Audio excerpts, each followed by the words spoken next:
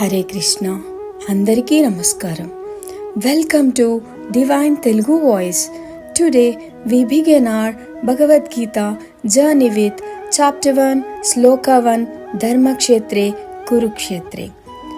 భగవద్గీత ప్రథమాధ్యాయము మొదటి శ్లోకము.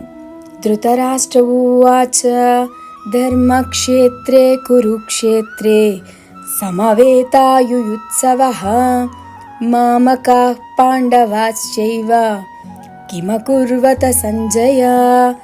ధృతరాష్ట్రుడు ఇలా అన్నాడు, సంజయ, ధర్మం నిలిచిన పవిత్రమైన స్థలమైన ధర్మక్షేత్రం, పెద్ద యుద్ధభూమిగా ప్రసిద్ధి చెందిన కురుక్షేత్రంలో నా కుమారులు కౌరవులు పాండవులతో కలిసి యుద్ధానికి సిద్ధమై కూడి ఉన్నారు.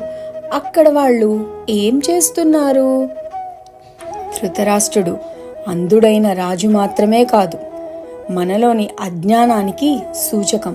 మనకు తెలిసినా తప్పువైపు నిలబడే మనసు అతడిది. సంజయుడు మనలోనే ఉన్న వివేకం, సత్యాన్ని చూపించే శబ్దం. ధర్మక్షేత్రం అంటే మన హృదయం. ధర్మం నిలబెట్టాలంటే మొదట మన హృదయం పవిత్రం కావాలి. కురుక్షేత్రం అంటే మన జీవితం. ప్రతిరోజు మనం చిన్న చిన్న యుద్ధాలు చేస్తూనే ఉంటాం. మన అలసత్వంతో, మన కోపంతో, మన అసూయతో, మన భయాలతో. మామకాహ అంటే మన చెడు అలవాట్లు.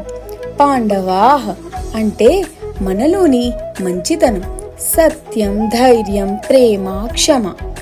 ఈ శ్లోకం మనకు నేర్పేదేమిటంటే జీవితంలో పోరాటం తప్పదు, కానీ ధర్మం వైపు నిలబడినప్పుడు గెలుపు నిశ్చయం. జీవితంలో ప్రతిరోజు కురుక్షేత్రమే. మన లోపల మంచి చెడు యుద్ధం నడుస్తూనే ఉంటుంది, కానీ మనం ధర్మం వైపు అడుగు వేస్తే భగవంతుడు మనకు తోడుగా నిలుస్తాడు.